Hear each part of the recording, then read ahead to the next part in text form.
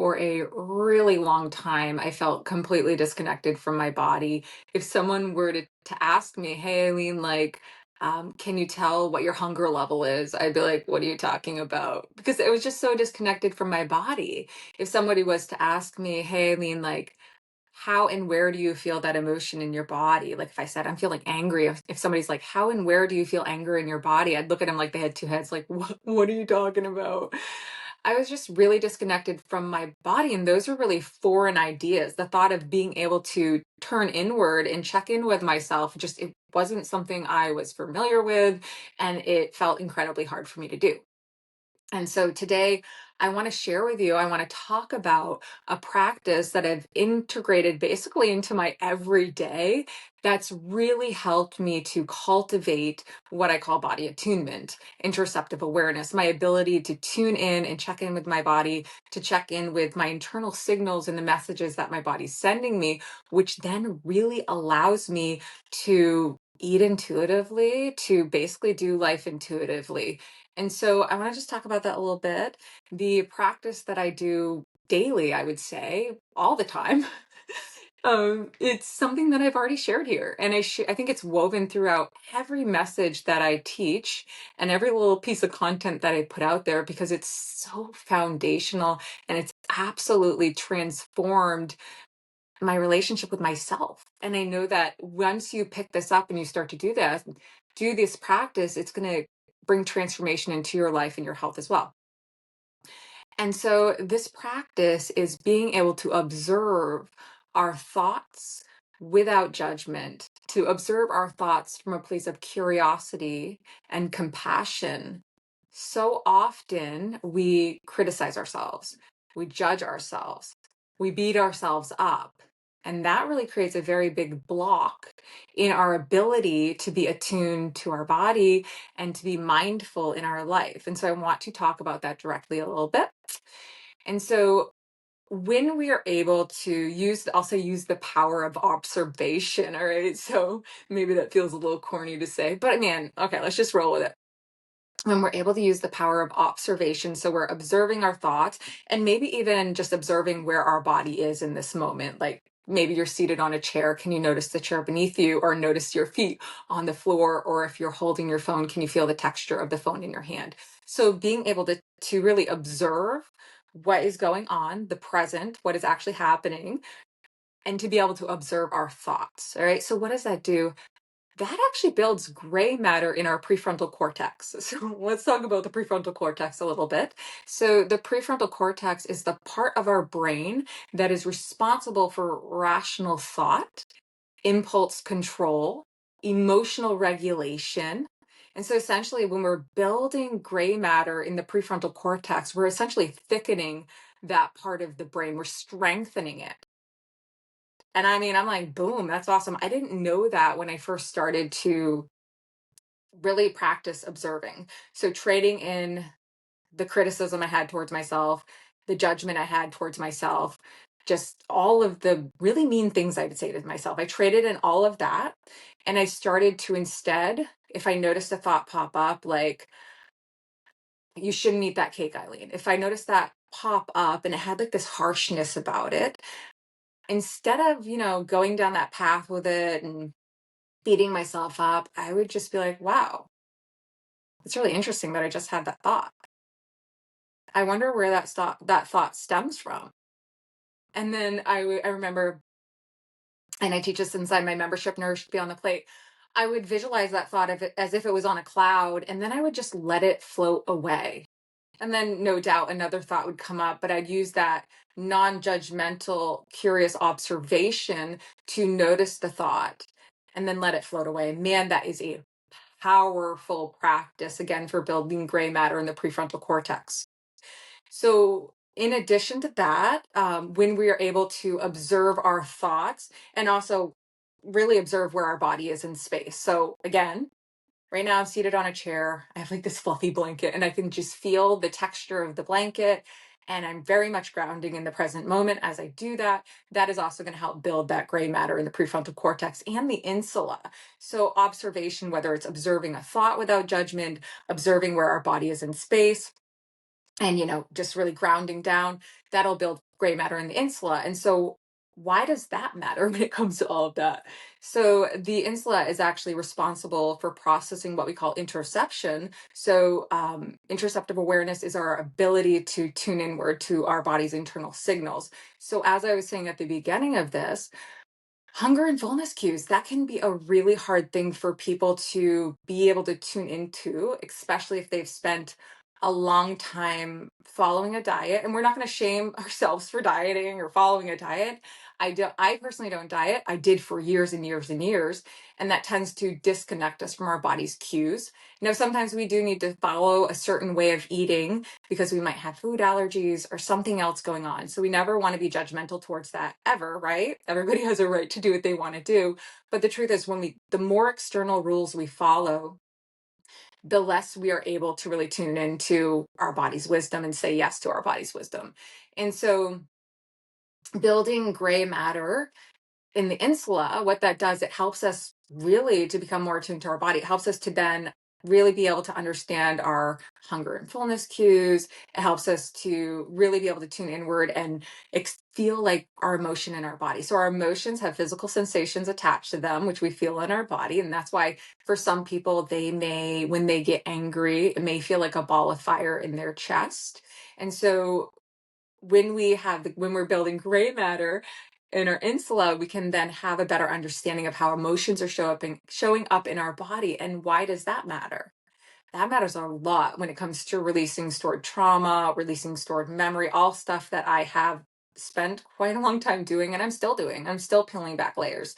And I think if we're being honest, we all are. As long as we are on this earth, we are likely still working through some stuff. All right. And so strengthening the insula, right, through those practices of observation, observing our thoughts without judgment, observing where we are in space, noticing the texture of the chair beneath you, your tongue resting in your mouth, your lips gently pressed together, noticing that thought as it arises without judging it, but being like, whoa, that's interesting, right? Just like noticing it.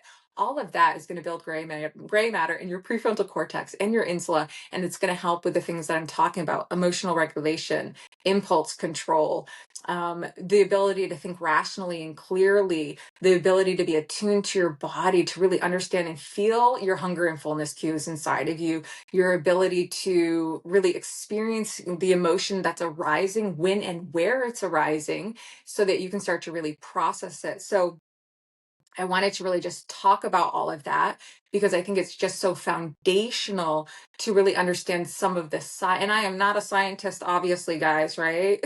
These are all things that I have just learned through my own experience, through reading, through really diving into this for myself. I'm not a scientist, but I think understanding a bit of that helps us to then understand, like, why the heck do we even want to why do we want to invest in these practices? Like, why do I want to take this next 20 minutes to do a grounding and to pay attention to my breath and my body and to really notice things like the chair beneath me, the pencil in my hand, my heart, right? My heartbeat. And like, why would I even do any of these practices? Well, yeah, makes our brain healthy, strong, builds gray matter in the prefrontal cortex, in the insula. It helps us really to heal from the inside out. It matters so much. And then before I wrap up today, let me just make a note on nervous system regulation. Of course, like, how am I not going to do that?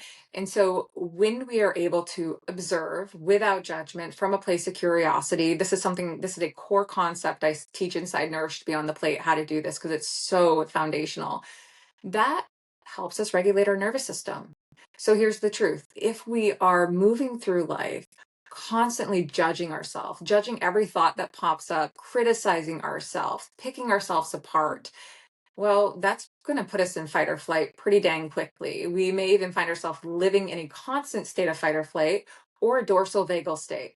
So dorsal vagal state, polyvagal theory, would be a freeze state. So numbed out. So if you feel numbed out to the world, kind of paralyzed, you may be in a dorsal vagal state. Just really important to know that. And that can be a result of the judgment, the harsh criticism, the beating ourselves up, or it may be in that panicked fight or flight state. But let's flip that. If we're able to shift the way that we think, like shift the foundation of how we think and move away from that judgment, that criticism, that shamed based thinking that's, I mean, it's coming up all around us, guys, like it's everywhere. And so this is something we really have to take on for ourselves to change this, or get around people that understand how essential this is. If we can shift that way of thinking and we can move to observing our thoughts from a place of kindness and curiosity, allowing ourselves to be human. Hello, like we're messy humans, right?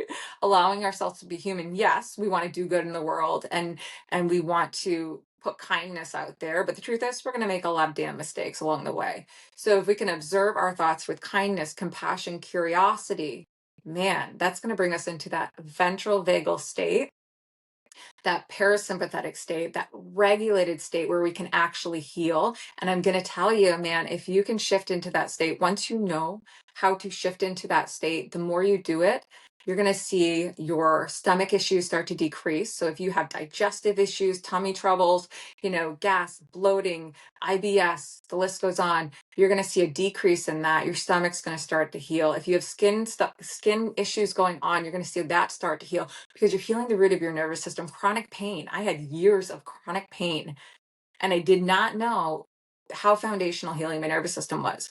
And also just really switching the way that I think. So now it's like, yeah, I make mistakes. I'm human. I've probably made some mistakes right here in this episode. And it's cool, right? It's fine. And I'm human. And being able to observe thoughts. So if I finish recording this, I press end and I'm like, man, I did this something I didn't like about it, and part of me just wants to trash the whole thing and start fresh. I'm not going to. But if I could notice that thought and instead of judging it, be like, oh, that's interesting. Like, I wonder where that came from. That is healing. Just being able to observe that and be curious about it. So I want to pass that along to you, to be able to start to notice your thoughts, to observe your thoughts, to approach them with kindness, compassion, and curiosity, and to understand by doing that, you are actually changing your brain, right? You are healing your brain. You are healing your nervous system. So of course, I want to leave you with a little practice. So you can do this practice standing. It's going to be short. It's going to be sweet. It's going to be simple. You can do this practice standing. You can sit down and do this practice. And if you're like, man, I really want to leave right now because I got the information and I don't want to do the practice, can you observe that thought without judgment from a place of curiosity? All right. So for our practice, I want you to get comfortable. If you're standing, that's totally fine too. I am in my a swivel chair, baby. My swivel chair, baby. And I just crossed my legs. And I'm going to place my hands on my legs. I'm going to scoot back a little bit, guys. Hold on. Oh, I got it. I'm starting to get this chair. It does roll a little bit. So, so sitting in the chair or just standing, that's fine. Um, and only close your eyes if it's safe to do so. Okay. If it's safe to do so, maybe you close your eyes for a moment. And if you're seated, maybe you start to feel the texture beneath your hands. And if you're standing and you're holding your phone, you could just feel the texture of the phone in your hands. Can you start to notice what's underneath you, whether that's the chair you're seated in or the floor that you're standing on? Can you just feel the foundation underneath you? Can you start to notice just your lips gently pressed together, your tongue resting in your mouth? Can you simply observe the next few thoughts that pop up and maybe kind of a mingle of them? There may be a lot of them coming. It's all cool. It's all good. Can you observe them as they come up? Notice them just for a moment from a place of curiosity and kindness. And then imagine that those thoughts are on a cloud. Maybe there's one, maybe there's 10, maybe there's more. Maybe you can't even count them. Can you imagine those clouds floating by? And if that felt hard to do, that's totally okay. Let's do that one more time together. So wherever you're at, can you feel the foundation beneath you, whether that's the floor beneath your feet, the chair beneath your seat? Can you feel the texture underneath your hands? Can you feel your lips gently pressed together, your tongue resting in your mouth? And then simply notice as the thoughts start to rise up. They may feel like a mingled mess. That is totally okay. Let it be whatever it is. Can you be curious about them without attaching to them? Oh, that's interesting that I just had that thought to go like, do this thing or this to-do list. Can you notice it as if it's on a cloud? Let it float away. It'll likely come right back. But this practice of continuing to do that, let yourself ground, observe what's beneath you, and then start to notice the thoughts as they arise. Can you visualize them on the cloud? Can you let them float away? If they come back, which they will, let that happen. Just it's a process and this takes time, but I'm going to promise you the more you do this practice, the more you will find freedom when it comes to things like your emotions. You will feel more in control of your emotions when they come up. Anger is not going to feel like it has such a hold on you. Um, Worry, fear, it's not going to feel like it has such a hold on you because you're really working on being able to have that emotional regulation as you're doing this practice. Because again, and that's just one example, we went through the whole list before, because again, you're building that gray matter in your prefrontal cortex and your insula, and you're really healing from the inside out. So I hope that you enjoyed this practice. This is something that I do all the time. So, I mean, not all day 24/7 because I got stuff to do too. But this is an ongoing healing practice that I do. So if you enjoyed this, I don't even think I said this once. I don't even know if I said it. We're on the Peaceful Plate here, guys, the Peaceful Plate podcast. So you can listen here right on YouTube, or you can tune in on Apple Podcast or Spotify, where I just talk all things nervous system health, intuitive eating, food freedom, holistic wellness, all the juicy, juicy stuff. And Eileen just rambles on about all the things that she's really passionate about. And ultimately, I always hope that there's a nugget that you can take away from each episode. So I will leave it at that. And thank you so much for being here. And I truly hope that you find this practice helpful.